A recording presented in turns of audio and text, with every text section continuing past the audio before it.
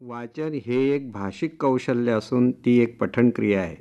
या प्रक्रियेत आकलन, अर्थनिर्णय आणि ग्रहण या मानसिक कृती गृहीत आहेत.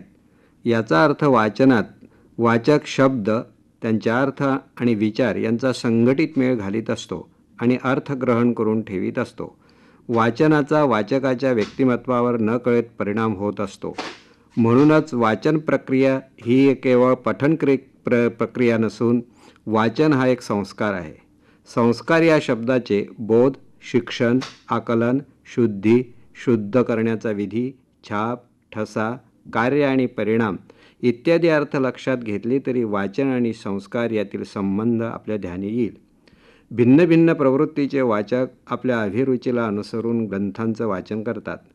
कोणी केवळ मनोरंजन म्हणून वाचन करतात, कोणी वाचनातून बोध आणि नीतीचा शोध घेतात, कोणी जीवनाचा अर्थ समजावून घेण्यासाठी वाचन करतात, कोणाला वाचनानं ब्रह्मानंदाची प्राप्ती होते म्हणून वाचन करतात.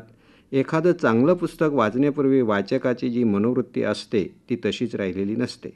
वाचनाच्या संस्कारानं संस्कारक्षम वाचकाच्या मनोवृत्तीत बदल झालेला असतो. हा बदल तात्काळ वर्तनात दिसून येईल असं नाही. श्रेष्ठ ग्रंथाच्या वाचनाचा संस्कार न कळत पण खोलवर होत असतो. कारण त्या ग्रंथातील अक्षरं निर्जीव, निरर्थक आणि निर्हेतुक नसतात. वाचन हा एक सजीव मनांचा हेतुपूर्ण संवाद असतो. तो हृदय संवाद असतो. तथापि यासाठी वाचक सहृदय असावा लागतो. अशा वाचकाचं मन दुसऱ्याच्या सुखानं मोहरतं आणि दुःखानं कोलमडून पडतं. त्यामुळे पुस्तकातील वर्णविषयाशी तन्मय पावण्याची पात्रता त्याच्या ठिकाणी अधिक असते.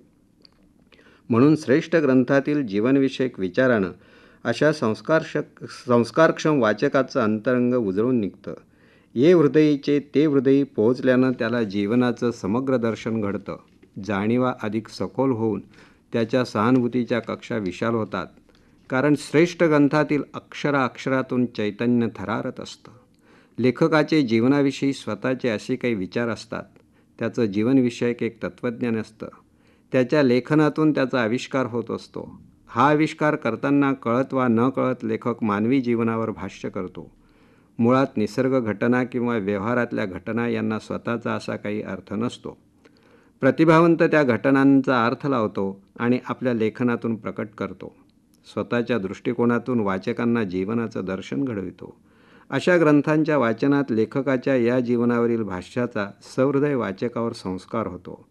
या संस्कारात वाचकाला जीवनाकडे पाहण्याचा, जीवन अर्थपूर्ण जगण्याचा नवीन दृष्टिकोन प्राप्त होण्याची शक्यता असते आणि याच अर्थानं वाचन हा एक संस्कार असतो. अज्ञान अंधकारात लोक चाचपडत असतात. त्यांच्या डोळ्यात ज्ञानांजन घालून त्यांना दृष्टी देणं हे महाभारताचं उद्दिष्ट आहे असं व्यासांनी म्हटलं आहे. त्याचं मर्म वाचनातील संस्कारातच आहे. हा संस्कार वाचकाच्या वयानुसार घडत असतो. कारण वयानुसार वाचकाच्या ठिकाणी तार्किकता, विवेकता आणि विश्लेषण बुद्धी यांची वाढ होते. त्यामुळे बाळ, कुमार, तरुण आणि प्रौढ वयोगटातील वाचकांच्या मानसिक गरजा भिन्न असतात. त्यांच्या मानसिक गरजेनुसार उत्तम प्रकारचं लेखन त्यांच्या वाचनात आलं म्हणजे त्यांचं व्यक्तिमत्व संस्कारित होतं आणि वाचन व्यक्तिमत्व विकासाचं एक साधन ठरू शकतं. बालवयातील वाचकांच्या वाचनात विश्लेषण जवळजवळ नसतंच. या वयात पुस्तकात जे काही सांगितलं ते खरं आहे, या जगात ते होतं असं वाचकांना निश्चितपणे वाटत असतं. म्हणून ससा कासवाची गोष्ट, वानर मगरीची गोष्ट, कावळा आणि करकोचा यांची गोष्ट, कोल्हा आणि सिंह यांची गोष्ट या पंचतंत्रातील गोष्टीत प्राणी असतात, परंतु त्यांच्या माध्यमातून आळसा माणसाचा शत्रू आहे, मित्राला फसविणं पाप आहे, स्वतःला ओळखून माणसानं वागावं अशा नीतितत्वांचा या वयातील वाचकांवर संस्कार होऊन सुजाण माणसाच्या व्यक्तिमत्वाच्या घडणीला येथेच प्रारंभ होतो. कुमार वयातील वाचकांची मनं अधिक संवेदनाशील असतात. त्यामुळे भावनेला आवाहन करणारं वाङ्मय या वयात अधिक संस्कारक्षम ठरतं. असं वाङ्मय कुमार वाचकांना प्रथम श्रेणीचं आणि परिणामकारक वाटतं. साने गुरुजींच्या वाङ्मयाच्या लोकप्रियतेचं आणि यशाचं रहस्य यातच आहे. कुमार वयात साने गुरुजींचं वाङ्मय मोहिनी घालतं आणि अंतःकरणाला जाऊन भिडतं. गुरुजींच्या वाङ्मयाचा कुमार वयातील वाचकांवर होणारा संस्कार तात्कालिक स्वरूपाचा असतो असं नाही. या संस्काराच्या मुशीतून घडलेली कितीतरी वाचक महाराष्ट्रात थोर माणसं झालीत, याची ग्वाही अनेकांनी दिली आहे. कुमारवयातील वाचक साने गुरुजींचे श्यामची आई आणि एकूणच त्यांचं वाङ्मय वाचतात तेव्हा त्यांच्या मनावर नकळत मातृप्रेम, श्रद्धा, नम्रता, गुरुनिष्ठा, स्वावलंबन, चारित्र्य, मानवता, सेवाभाव, श्रमप्रतिष्ठा, सत्यनिष्ठा, ज्ञाननिष्ठा आणि वृद्धांबद्दल पूज्यभाव या नैतिक मूल्यांचे संस्कार होतात आणि त्या संस्कारांनी या वयातील वाचकांची घडण होते. तरुण वयातील वाचकांची बौद्धिक वाढ झालेली असते. आता त्यांच्या ठिकाणी तार्किकताही काही प्रमाणात वाढलेली असते. या अवस्थेत मनात प्रेम, शृंगार, त्याग, साहस इत्यादी तारुण्यसुलभ भावनांचा कल्लोळ असतो. या वयातील वाचक वाचन प्रक्रियेत वर्ण विषयाशी अधिक तादात्म्य पावतात. वाचनातील आशयाप्रमाणे वागणं, बोलणं, कृती करणं त्यांच्याकडून घडत असतं. कुसुमाग्रजांची क्रांतीचा जय जयकार ही कविता त्याच्या वाचनात येते आणि क्रांतीच्या भावनांनी त्याचं मन भारलं जातं. त्यासाठी करावयाच्या त्यागास ते सिद्ध होतं. केशवसुतांची तुतारी कविता तो वाचतो आणि त्याचं मन प्रक्षुब्ध होतं. जुन्या जुलमी आणि जाचक रूढींविरुद्ध बंडाचा झेंडा हातात घेण्याची त्याला प्रेरणा मिळते. हरिभाऊंच्या पण लक्षात कोण घेतो आणि मी कादंबऱ्या वाचून समाज परिवर्तनाच्या विचारांनी त्याचं मन प्रभावित होतं. गारंबीचा बापू या कादंबरीतील बापूच्या अफाट साहसाचं आणि मानीपणाचं त्याला आकर्षण वाटतं.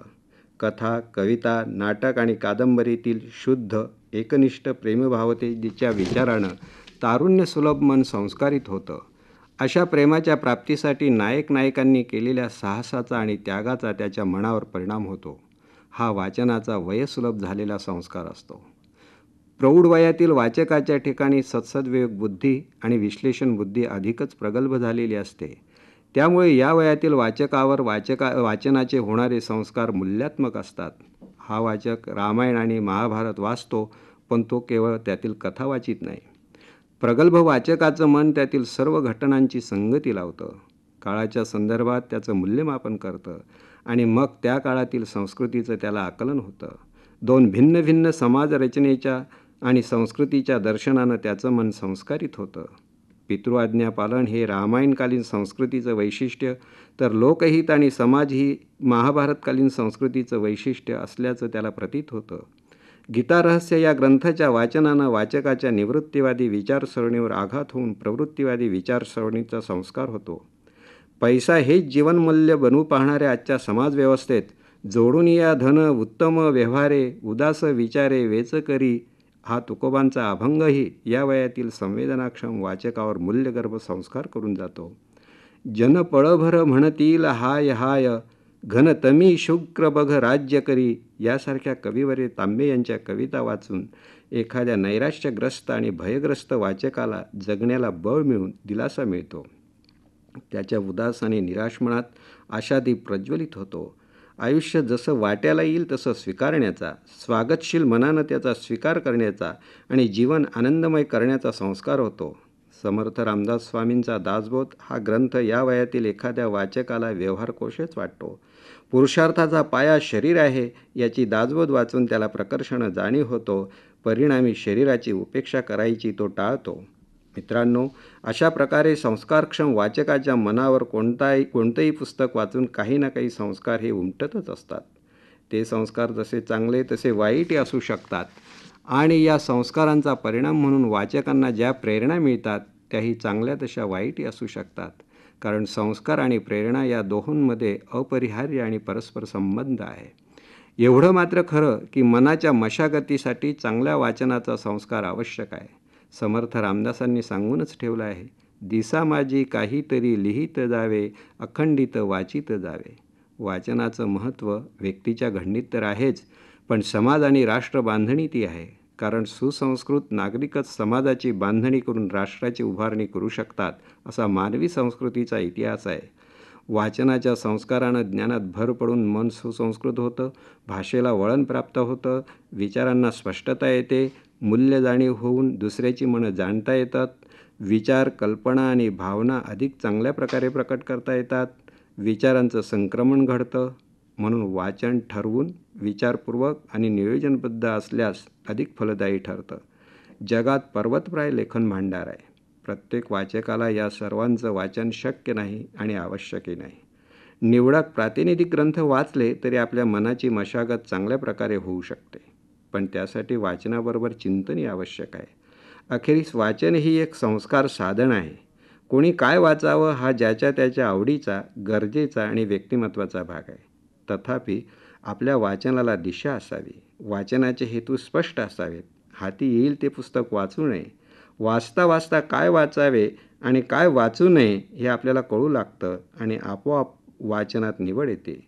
निवडक पुस्तकांच्या वाचनाच्या संस्कारातून आपल्या व्यक्तिमत्वाला आकार प्राप्त होतो. म्हणून सुसंस्कृत आणि समृद्ध जीवन जगण्यासाठी वाचन आवश्यक. वाचन हे एक भाषिक